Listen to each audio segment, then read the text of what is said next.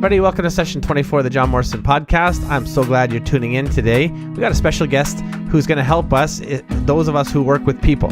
So this episode excludes anybody that's on a deserted island all by themselves, or hermits, or just anyone who sits in a closet all day and doesn't talk to people. But for the rest of us who are constantly interacting, rubbing shoulders with co-workers or leading teams full of people, then today is going to help you. It's going to really inspire you to have a winning team, because we want to be on winning teams, and we want to make sure that people that aren't contributing to the mission or the vision, we can send them somewhere else that they can contribute in a better way. So we're going to look at how to create a team, how to manage a team, and how to make sure that the team that you are responsible for is full of star players, because that's what we want to fill our teams with, star players. So Trevor Throness is my guest today. He comes to us from Abbotsford, BC. We connected over Skype very recently, and he is a leadership coach. He leads in businesses, he leads churches, nonprofits, and he just helps. He's helped me so much over the years, and so I'm really excited to share some of the insights that he's taught me, and even throughout the course of this interview, I'm consistently learning new stuff and thinking about ways to apply what I've been learning. So I think that it's going to happen with you as well if you take some of the principles and then realize that he's got a book, and he's available for anybody who wants to seek him out as a coach. And so I would encourage you to take heart some of the things that I've been talking about. There's a few good application points that are coming, but also to go to trevorthroness.com and find out some more about stuff that he's doing that can help you in your organization at any level. So without further ado, here's my interview, session 24 with Trevor Throness. Welcome to the program, Trevor Throness. Thank you, John. It's good to be here. Hey, it's great to have you.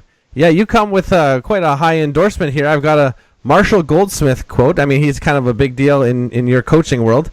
He writes this about your recent book. He says, it is the eye-opening, invaluable, definitive guide to achieving success in your organization. And then he caps it off by saying, excellent. Now, Marshall Goldsmith is a pretty big deal, and maybe you could just tell everybody, how did you land such a big fish for this endorsement? Well, I've met him a couple of times, John, and we've emailed back and forth a little bit, and when I needed an endorsement, he agreed to read the manuscript, and that's what he wrote, so it was nice. Fantastic. Well, we're going to get into the content of the book, and then we can feel if we can make an endorsement like that by the end of it. I know I've read it as well, so I give a wholehearted thumbs up to your book, The Power of People Skills, and in it you claim that it will help you permanently fix your chronic people problems. So how did you become an expert in solving people problems, Trev? Well, it's funny, John, because what I do as a coach, so I work with all sorts of different organizations, but I actually work in a bunch of different areas. So I work only with people who are in fast growth. So I work in the area of people, then in the area of strategy. So the idea is figure out your people stuff, then get your strategy right and put it on one page so everybody can see it, then pick out some measurements, and then work on some execution tools to kind of get everybody aligned so that they're all singing off the same song sheet. So accountability tools, communication, huddling, and stuff like that.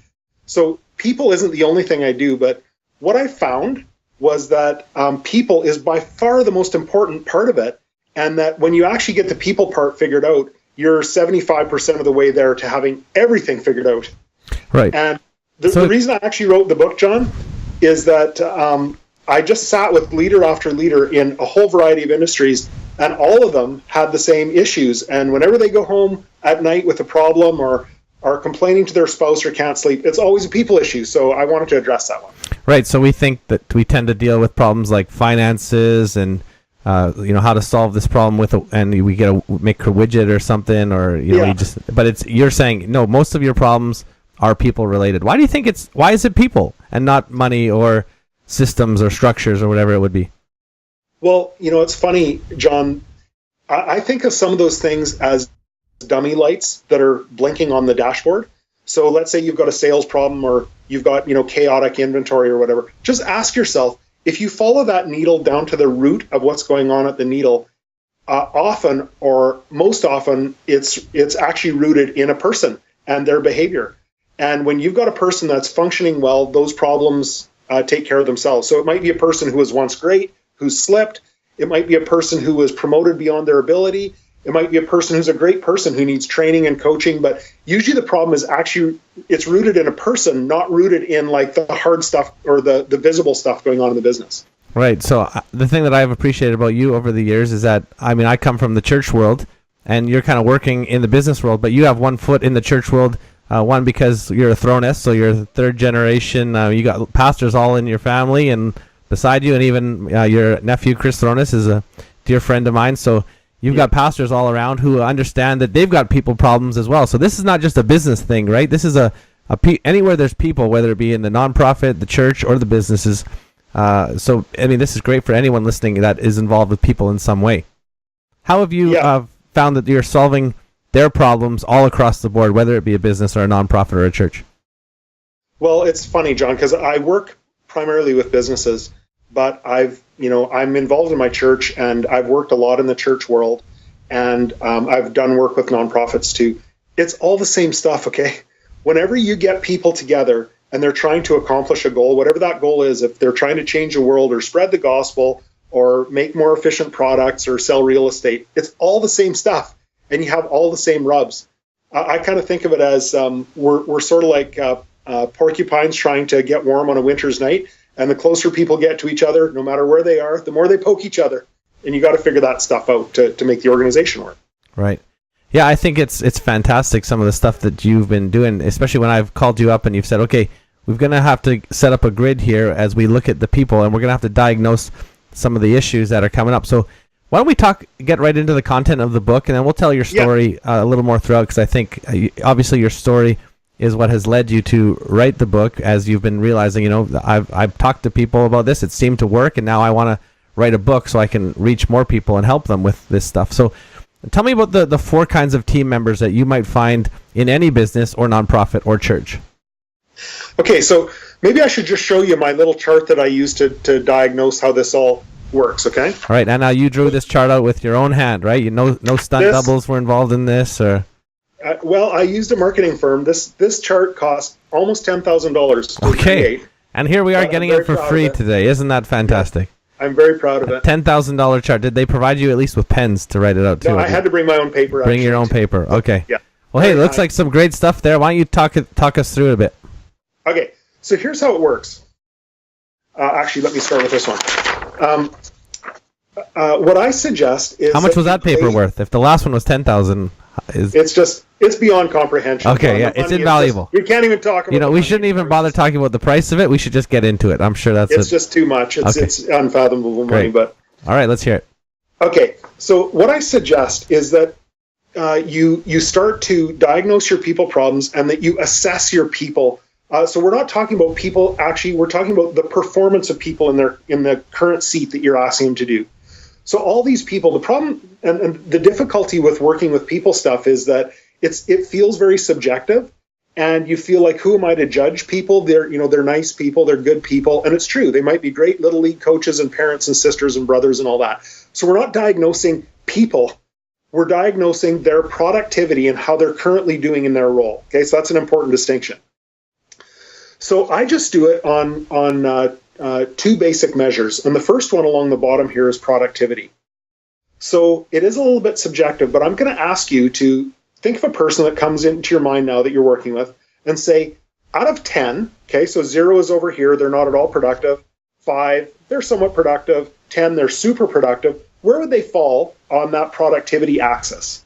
So let's say you've got a superstar and that person comes in and you look at them over a week or a month and they're really, really productive. They'd be somewhere up here, okay?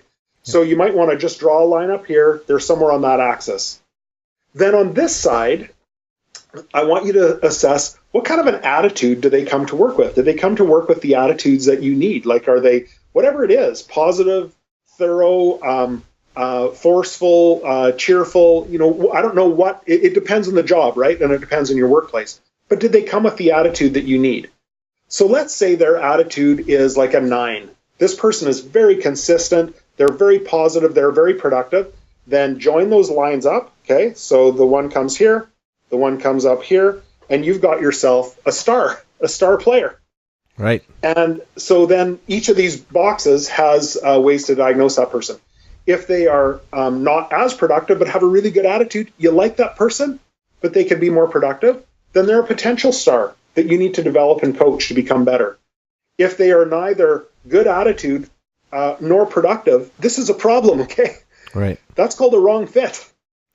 If they are really productive, but their attitude is very low, that's another very serious problem, actually. And I call that productive but difficult. They're good people, they get a lot done, but they hurt the culture, they're toxic, they're painful on people around them. You worry about them, and you're troubled about them. So that's very kind. You were very nice to them in your definition. I would have called them a prima donna or a jerk, but the real words used for these people are not productive but difficult, John. Right. So some of them I won't repeat, but yeah, brilliant, jerk, toxic, mercenary. These words get batted lazy, around. Millennial. Yeah. No. Right. So you are of the persuasion that people are not permanently in that box. They can actually be coached out of it. They can go down. So tell me how you would work through. You can pick one of the boxes and say how a leader or a manager can help somebody become a star. Yeah. Okay. So the first thing I would say, you've got to do a little bit of work on that chart first. So what I would suggest you do is I would suggest you take all of your key people. So not everybody in the whole organization, unless you've got a small organization, but take your top leaders because they're the most important. Like when I go into a place, I know, let's say there's 200 people on staff. I know I don't have to change the hearts and minds of 200 people, but I do have to grab 8 top leaders. And if I get them, because the most important motivational principle in life is people follow their leaders and model their leaders. So if I can grab them and change their behaviors and get them thinking right, then everybody else is going to follow. John, I guess the most important the most important principle of human motivation is people emulate and follow their leaders. So here's another bit of a nugget for you. If you're a leader and you're looking at your people and you're saying, I'm surrounded by incompetence and these people are difficult and whatever, here's the painful truth of leadership, okay?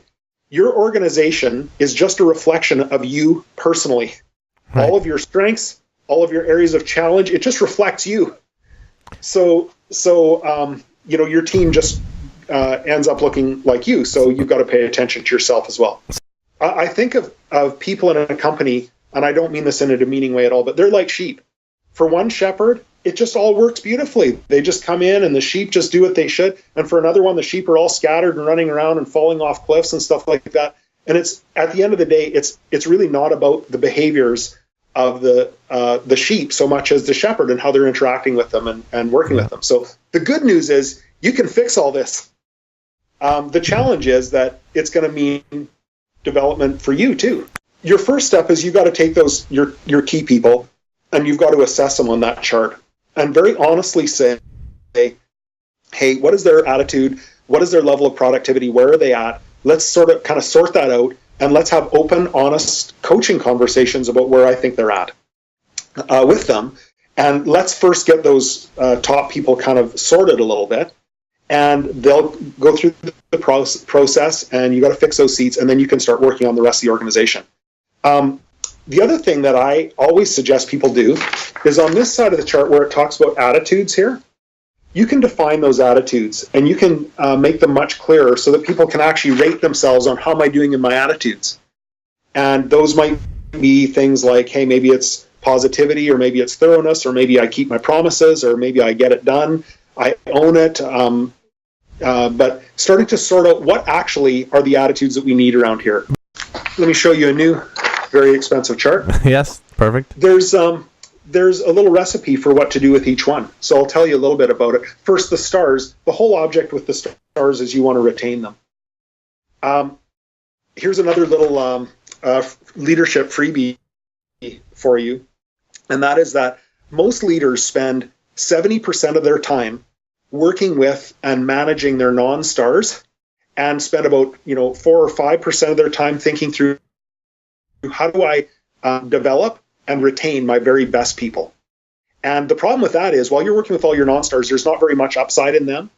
There's a ton of upside in your best people, but they're always looking, they're always potentially being poached, and often they're not being developed, and you're missing out when that happens. When I work with companies, they're always looking to find good people, and I can just tell you, someone is looking to poach your best people right now. Yeah. They're meeting them at a conference, they're running into them socially, they're a competitor or whatever, and they're thinking, man, how can we get that person working for us? And I know that because I sit in the councils of the whys of all these people, and they're having those discussions all day. Right. So if you're not guarding and trying to retain your stars, you're going to have problems and you're going to lose them one day. Yeah, and you said it doesn't mean just paying them more, right? It means there's other factors that lead to retaining a star.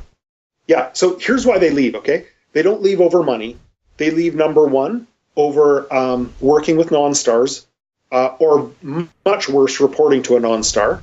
Okay, so if you've got a department that's bleeding people, ask yourself, do I have stars reporting to a non-star? The second reason that they leave is a good reason, actually, and that's that they've run out of challenge or runway. So they're bored, and they're not sure what's next for them, and they feel like, my 10 years experience is 2 years repeated 5 times. This is not good. I need to move on and get re-challenged, and that's actually a good reason to leave. So you want to be challenging those people so that they want to stick around and help you grow and get better. So does that mean casting a bigger vision for them or giving them more responsibilities? How do you keep a star challenged? Well, I would say it starts with having conversations with them, asking about what their career goals are, and if they feel challenged where they are, what other things they'd like to do in the company, how they would like to develop. The whole idea is, how do I get them to develop?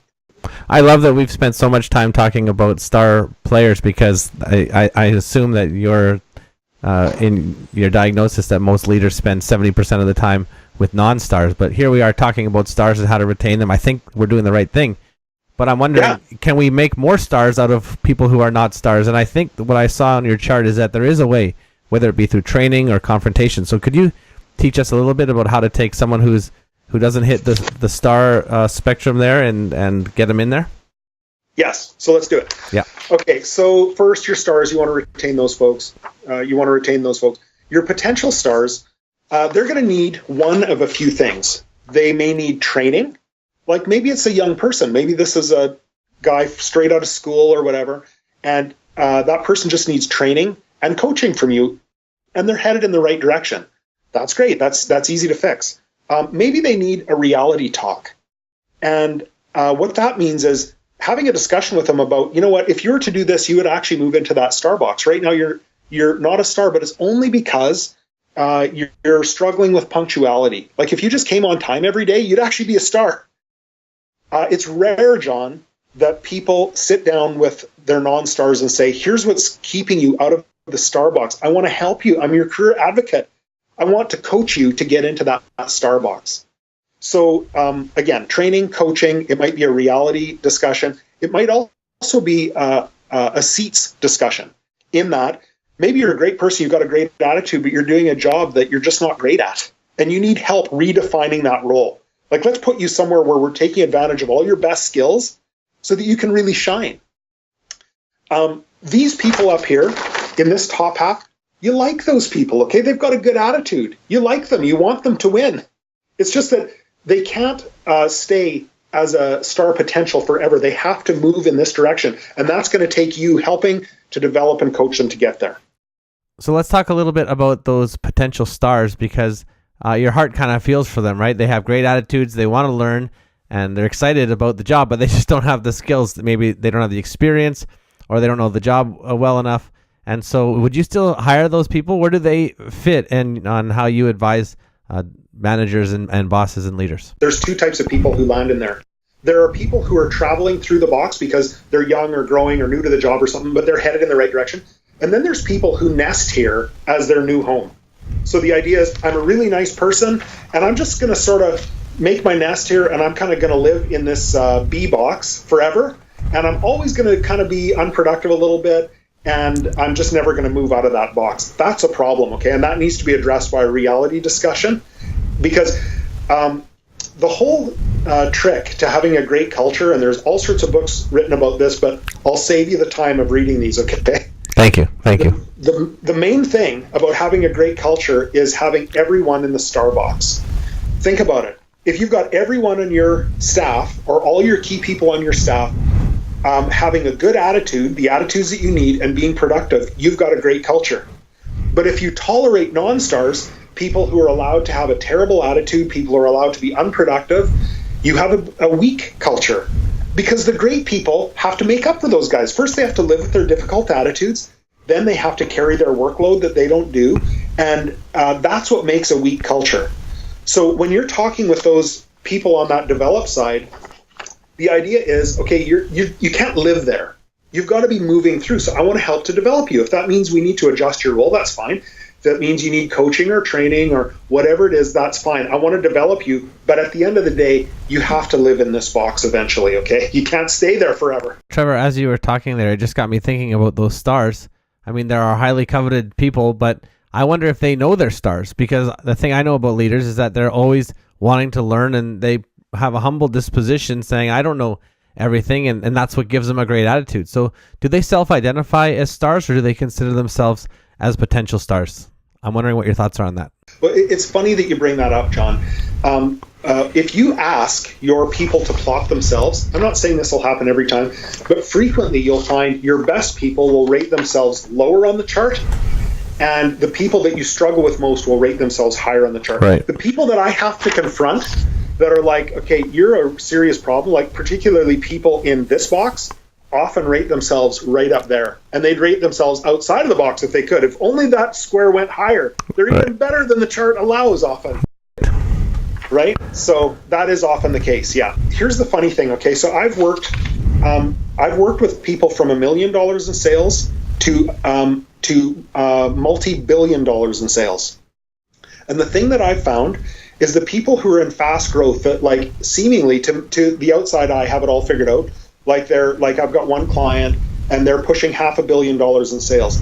And when I sit down with their executive team, their pens are all out, like, tell us, teach us. They're writing notes. They're eager to learn. And I think, you should be teaching me. Right. You know a lot.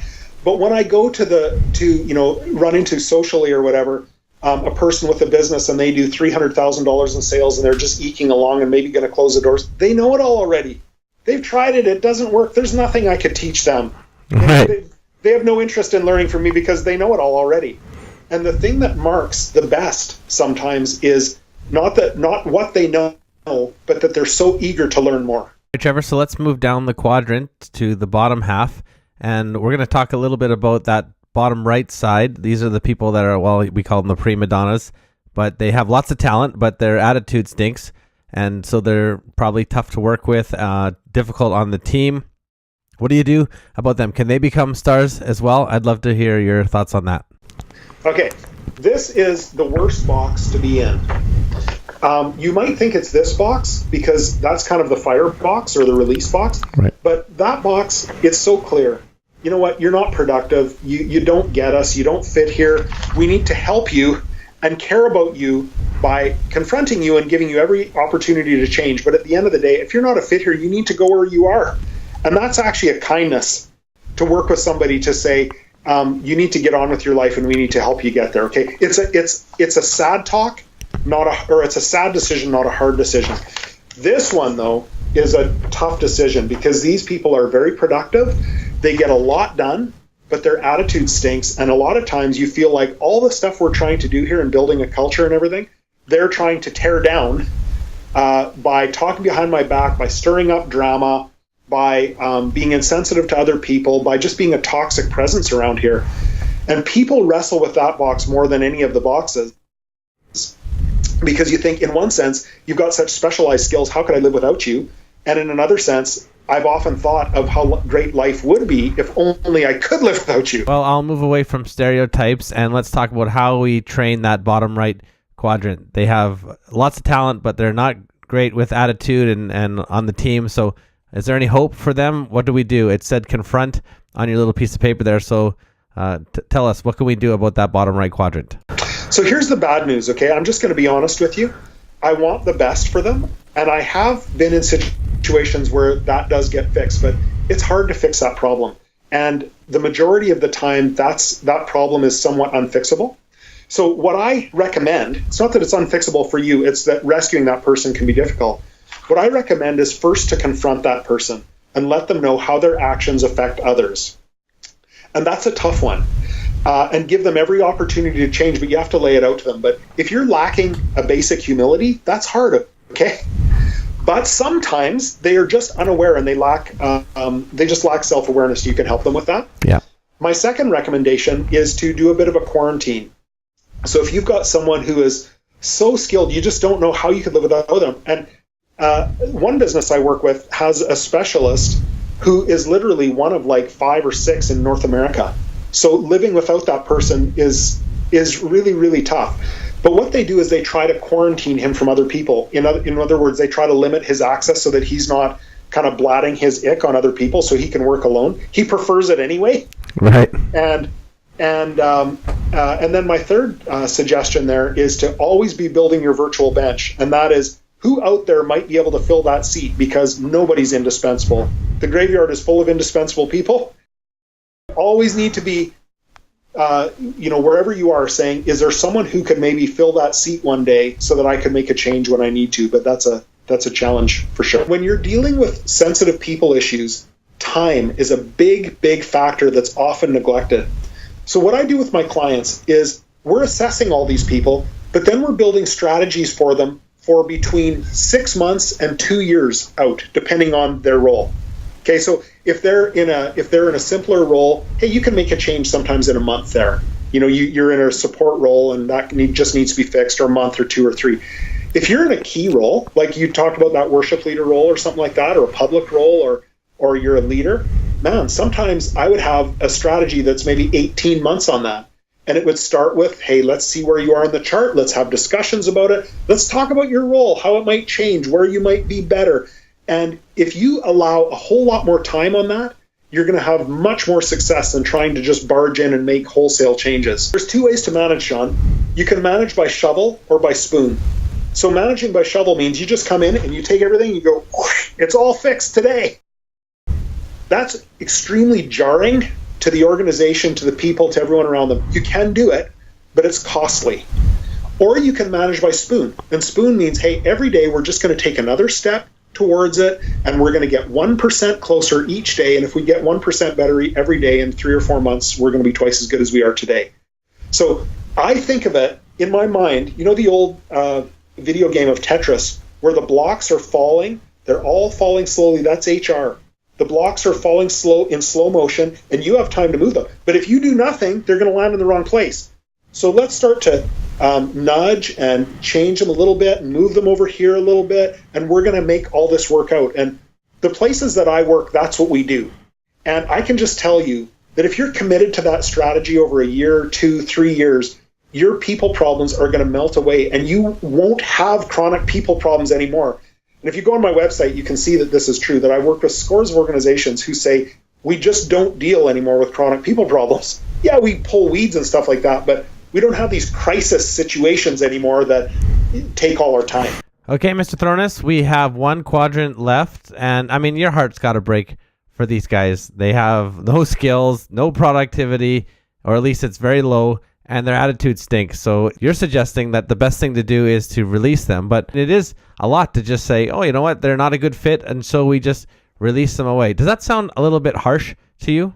Well, here's where I believe that this actually is harsh, and I've seen this played out a lot of times. A person is in a seat where they don't really fit. Nobody really does anything about it because it's like, well, it's too uncomfortable, so we're not going to deal with it. Meanwhile, they turn away your best customers, they miss opportunities, your best people struggle having to work with them and all that sort of stuff. So you have all the pain of paying them a salary and not getting anything from that. But then one day, their life goes along and suddenly you can't afford them anymore. Maybe you've got a bump in your income or revenues and you can't afford them anymore, and someone has to make a change. And those people often get bumped at the very worst time in life for them. So all this time, they could have been somewhere doing something good for themselves and fitting in and growing where they should be, because I believe you can, anyone can be a star anywhere. You just have to find your fit, what's right for you. But they get bumped sometimes in their late 40s or early or mid 50s, and it's the very worst time in life for them to make a change, and that's not fair or kind. Jack Welch said, covering up for underperformers always backfires in the end in some way, for you, for the organization, or for them. Can I say too, sometimes we forget that person is hired. Our job in running a nonprofit, let's say, is not to make a nest for people to make a living. We have a duty to our donors to deliver on the mission of the organization. That's our primary duty, not to make a happy nest for people to be able to feed their families with, okay? Right. And that's something you've got to wrap your head around in terms of what's your fiduciary duty in running this place? What are you here for? Are you here to achieve a mission or to make a happy nest? Right. So we've got to kind of keep that in mind as well. But again, it's not a hard decision to me. It's a sad decision. You just have to take the time to get there and make that happen. Right. So there's some good stuff in there. Thank you for sharing that too. I'm just going to point people towards your book, The Power of People Skills. It's an amazing book, so practical, an easy read, and it is available right now for pre-sale on Amazon. What I'm going to do is provide you with the link for that in the show notes. If you go to my website, www.johnmorrison.ca, and then if you go to our podcast, it'll be session number 24. It'll all be there in the notes and any links to Trevor's stuff. But Trevor, why don't you tell us where we can find you? Okay, so you can go to my website at www.trevorthroness.com. I send out Monday morning coaching tips. They're a 30-second read. I think you read them, John. I do get them. In fact, I get them every Monday morning, and I look forward to that little shot in the arm from Trevor that you've been giving me for the last, I think 3 years or so. Yeah, and it supports these ideas. So you can sign up there for those. I'm on LinkedIn. You can link in with me. You can go to my author page on Facebook at Trevor Throness. I regularly post on Twitter at Trevor Throness. You can grab me there as well. And I'd love to connect with you online. Well, thanks, Trevor. Those are some tremendous resources for anybody who's interested in following you and interested in creating teams that win.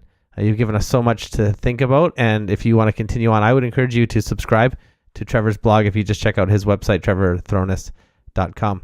Well, thank you so much, sir, for being a guest. It's been a true pleasure, and just really value your time coming on for the John Morrison podcast. Thank you, my friend. Right on. Thanks so much.